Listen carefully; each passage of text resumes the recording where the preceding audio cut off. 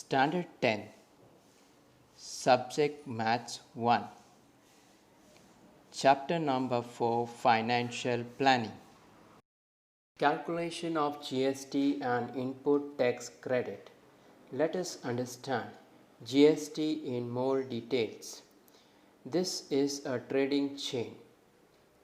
It has four important links, that is manufacturer, wholesaler or distributor, retailer and customer. Suppose a clock manufacturer sells the product to a wholesaler at rupees 200, which is including his profit. The wholesaler sells it to the retailer for rupees 300 and retailer sells it to the customer for rupees 400. The rate of GST is 12%. Now, with the help of the flowchart, how the manufacturer, wholesaler, retailer are liable for the tax deduction at each stage. There are three stages involved when the product reaches from the manufacturer to the customer. Let us understand in details the tax deducted at each stage and the tax forwarded to the state and the central government with the help of flowchart. First transaction, the manufacturer sells the product to the wholesaler for rupees 200. The rate of GST is 12%.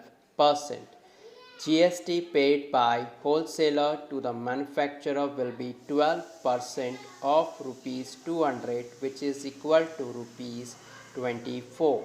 So, rupees 24 paid as GST by wholesaler to the manufacturer, but this amount will not be pocketed by the manufacturer. The manufacturer will subsequently pay GST to the government. This is tax invoice of GST levied for the first transaction. In the second transaction, the wholesaler sells the product to the retailer for rupees 300. The rate of GST is again 12%. GST paid by the retailer to the wholesaler will be 12% of rupees 300, which is equal to rupees 36. So, rupees 36 is paid as GST by the retailer to the wholesaler. But out of rupees 36, the wholesaler has already paid rupees 24 as GST. So, the manufacturer will pay the difference, that is the excess amount of rupees 12 as GST to the government. This is the tax invoice of GST levied as per second transaction.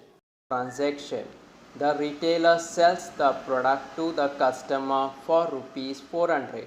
The rate of GST is again 12%. GST paid by the customer to the retailer will be 12% of rupees 400, which is equal to rupees 48. So, rupees 48 is paid as GST by the customer to the retailer. But out of rupees 48, the retailer has already paid rupees 36 as GST.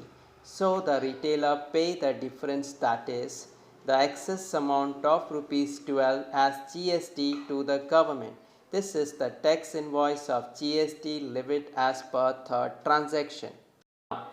Can you compute the total GST? Yes, the total GST is rupees 24 plus 12 plus 12, which is equal to rupees 48. This amount of rupees 48 is divided equally among state and central government, amounting to rupees 24. In this process of transaction, can you determine who had paid the entire GST? Correct. It is the customer who has paid the total GST of rupees to the government and not manufacturer, wholesaler or retailer. Every manufacturer, wholesaler, retailer has forwarded the tax collected, that is ITC, in their respective transaction as GST. In the end, The customer gets the product at rupees 448. The net tax of rupees 48 is paid by the customer as showed amount, while the tax amount paid by the wholesaler retailer is refunded back to them. TC Input Tax Credit. GST is applicable in each and every transaction right from its manufacturing and production to its delivery to the customer.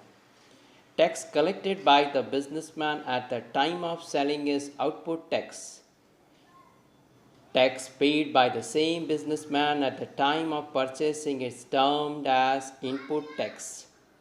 The difference between both the taxes is known as input tax credit.